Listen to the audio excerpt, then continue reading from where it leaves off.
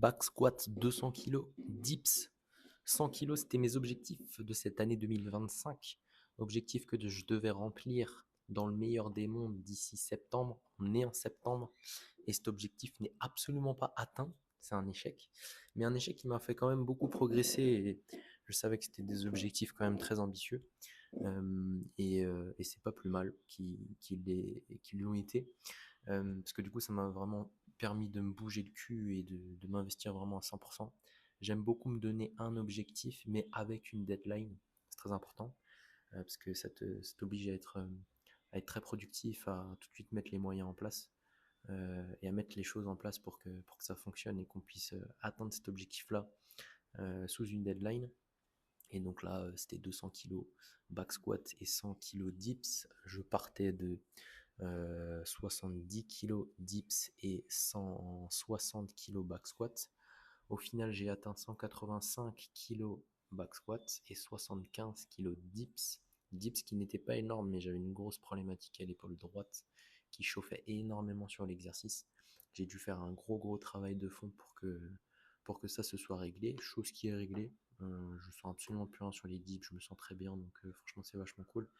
Ça m'a permis vraiment de me développer sur différentes choses, sur l'aspect réhab, parce qu'effectivement les dips, le back squat, la force max, c'est très stressant pour le système nerveux, très demandant.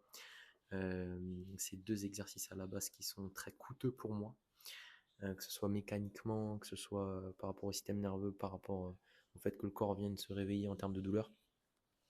Sachant que moi j'ai des grosses problématiques à l'épaule droite initialement, c'est comme ça moi que je suis rentré dans ce milieu-là, c'est par l'intermédiaire du fait de chercher des solutions pour mon épaule droite. Et du coup, ça m'a encore énormément apporté de passer ces barrières-là au niveau dips et back squat. Donc au final, c'est plutôt pas mal. Back squat, on a un plus 25 parce que je suis arrivé à 185 kg, sachant que j'ai fait 2 répétitions, hein, c'était pas un 1RM, c'était un 2RM, donc c'est un bon plus 25. Et sur un 1RM, théoriquement plus 30. Mais bon, on reste sur plus 25 parce que officiellement, ça n'a pas été validé sur le 1RM. Donc presque 190 kg en 1RM théoriquement. Donc c'est plutôt pas mal, hein, plutôt content tout de même, sachant d'où je pars. Ensuite, pour les dips, on est à 75 kg, donc c'est un petit plus 5, c'est pas énorme, mais ça reste propre, sachant que techniquement j'ai beaucoup évolué, j'ai beaucoup gagné par rapport à ma ceinture scapulaire, par rapport à mes omoplates. J'ai dû faire un gros travail sensoriel initialement par rapport à mon côté droit qui compensait tout. Donc ça m'a vraiment permis de me développer sur plein d'autres aspects et de poser des grosses fondations qui sont très importantes pour les dips et pour le fait de pouvoir emmagasiner du volume d'entraînement sur ces deux mouvements-là. Donc c'est vraiment pas mal. J'ai beaucoup appris aussi sur le développement de la force maximale, parce que moi il faut savoir que je me suis fait coacher par Louis. Louis qui est un coach power que je connais, qui était un collègue dans l'ancienne salle où je travaillais en physique. Donc très sympa, très pragmatique dans son approche, très intelligent, très mathématique, je dirais même. J'ai beaucoup appris à ses côtés. Et, pareil, ça a été un super coaching très enrichissant pour moi, que ce soit dans un premier temps, bien évidemment, personnel, pour savoir comment développer ma force max, comment améliorer cette qualité physique-là, comment techniquement, enfin le travail que j'ai dû faire technique aussi sur le back squat et sur les dips, c'est grâce à lui que j'ai pu énormément évoluer à ce niveau-là. Donc voilà, ça m'a énormément apporté pour déjà moi personnellement, et ensuite pour ma partie professionnelle, étant donné que je suis coach. Du coup, j'ai pu utiliser ces outils-là aussi dans mes coachings et avoir encore différents outils à ma disposition que j'ai pu apprendre à ses côtés et qu'aujourd'hui j'utilise dans mes coachings. Donc c'est vachement bien aussi pour cet aspect-là. Donc voilà, ça a été plutôt pas mal. Du coup, au final, donc moi j'ai raté mes objectifs. Donc là on est en septembre, on est le 21 septembre 2025. L'objectif c'était d'atteindre ces barres-là, donc 100 kg dips et 200 kg back squat pour septembre justement. Ça a été assez compliqué, notamment sur la période de cet été. Donc moi il faut savoir que début d'année, vers janvier, on a démarré avec Louis.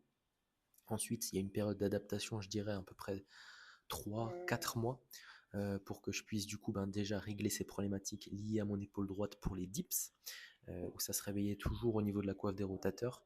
Et ensuite au niveau du back squat, apprendre le mouvement, parce que j'étais clairement une merguez.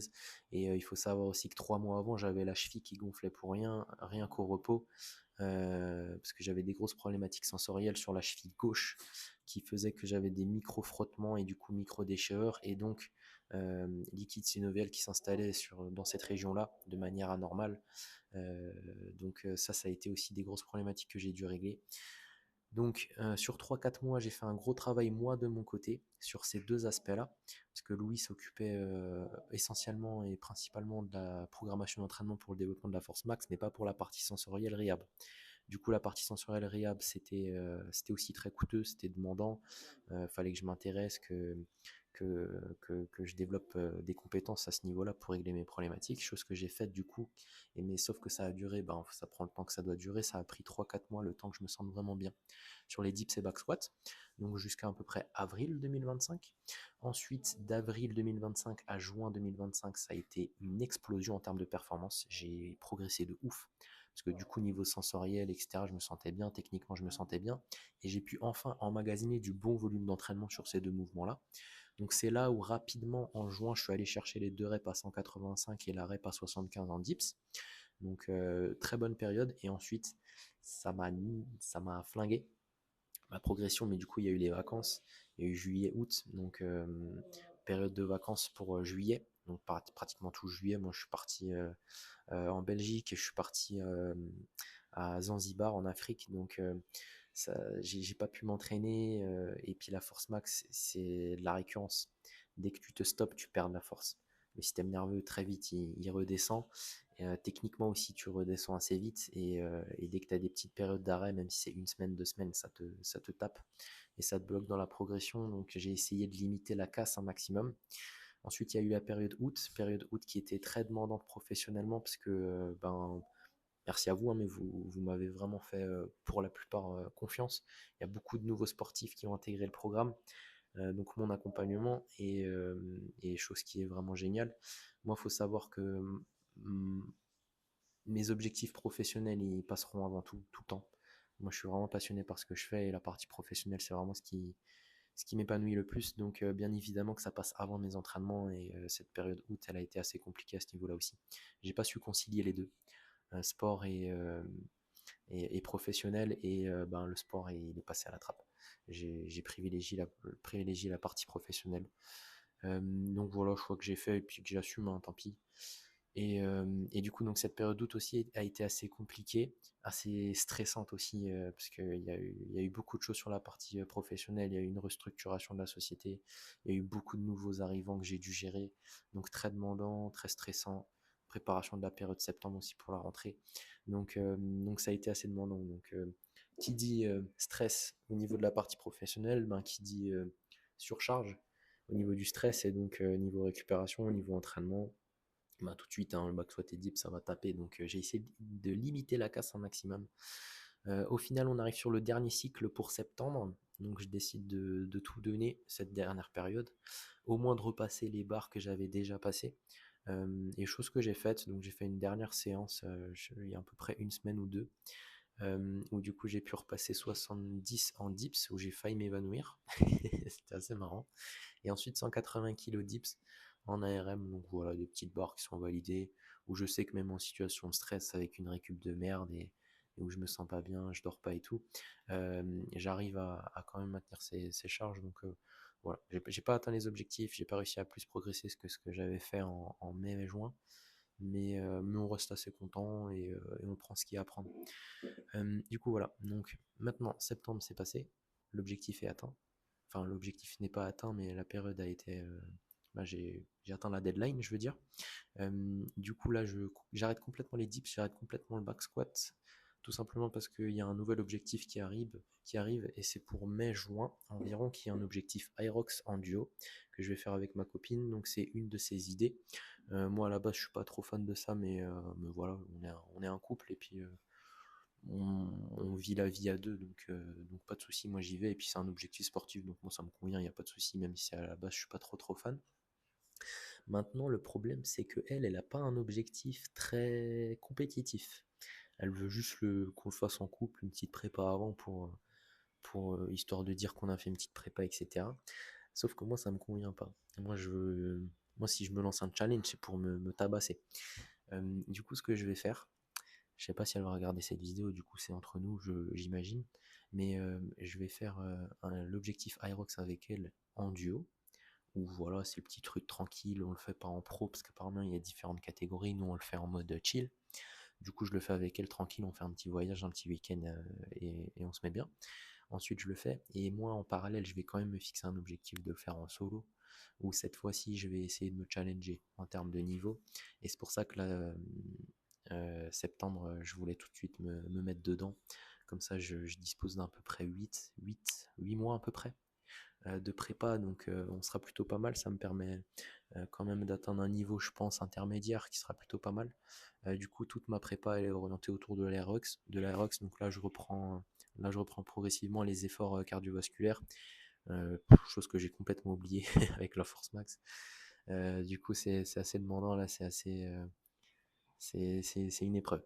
C'est une épreuve, mais c'est plutôt pas mal. Ça fait du bien quand même de respirer et de sentir qu'on arrive de nouveau à respirer, qu'on développe ces caissons respiratoires là.